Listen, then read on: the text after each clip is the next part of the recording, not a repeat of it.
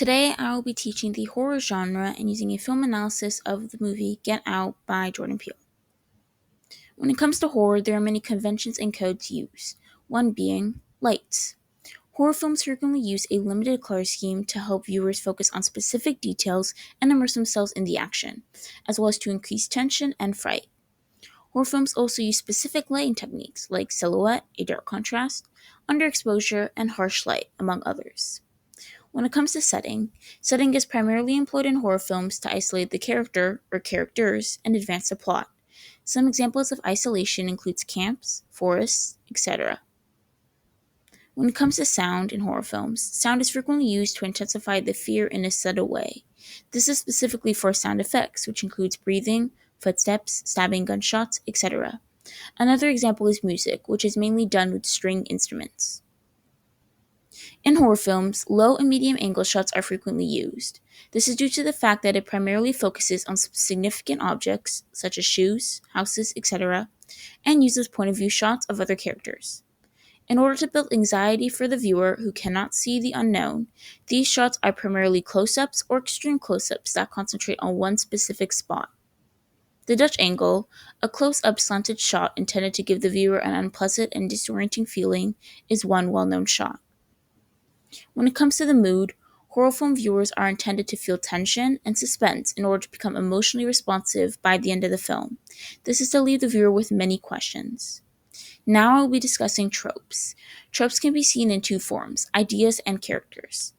To frighten spectators, jump scares, deafen showers, abandoned locations, and other well known scare tactics are frequently employed in horror films. When it comes to characters, there are a lot of stereotyped characters in horror films. This includes the last character, or also known as the final girl, who always perseveres and usually makes it out alive out of the group.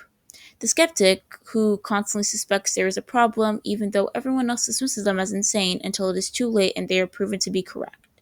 And what I refer to as the Breakfast Club group, which is made up of a group of stereotypical people such as the hot girl, the jock, the rebel, the nerd, and the weirdo. When it comes to the target audience for horror films is people, mainly males, between the ages of 15 to 24. Comparatively, a CBS poll revealed that 71% of people between the ages of 18 and 34 enjoy horror films. This target audience enjoys watching horror films because of the suspenseful scenarios and relatable characters that provide the adrenaline. Now I will be discussing the movie Get Out by Jordan Peele. A summary of Get Out is Chris and his girlfriend Rose take a weekend trip upstate with Rose's parents, Missy and Dean, as well as her brother, Jeremy. Chris initially interprets the family's excessive behavior as a way of dealing with their daughter's interracial relationship. After, he makes an attempt to depart once realizing that Missy, the mother, is brainwashing black people for their characteristics through hypnotherapy. The film ends with Chris, who killed Missy, Dean, and Jeremy, and left Rose to bleed to death on the road while trying to flee, being saved by Chris's friend, Rod.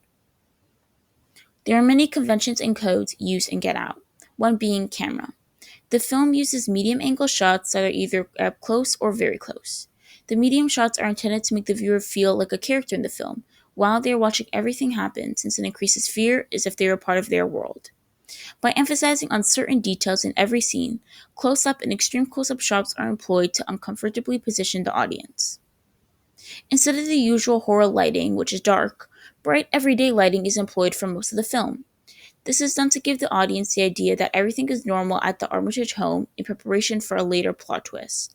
By the film's conclusion, standard horror lighting, which is dark and black, is being employed because that is when the suspense and fear are at their highest as Chris is trying to flee. As mentioned before, the setting of the Armitages is meant to instill not only normality, but also isolation. When combined with the character's actions and the forest, Dean, the dad, says that the houses in the neighborhood are miles apart, which is supposed to subtly frighten the audience by the isolation tactics. Diagnostic sound refers to the noise that the viewer and film characters can both hear.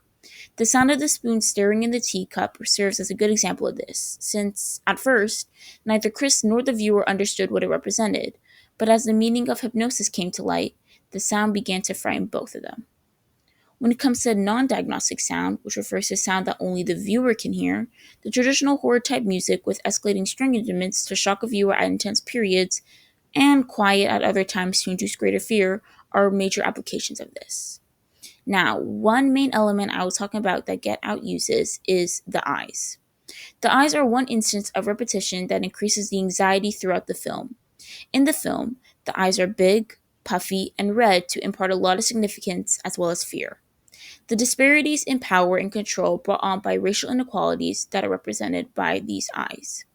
The black characters in the film have these eyes because the hypnosis has left them feeling powerless and with no sense of control over their body and choices. Now I will be playing a video that has a scene that perfectly executes many elements of horror, including silence, close up, bright lights, etc., in the film Get Out.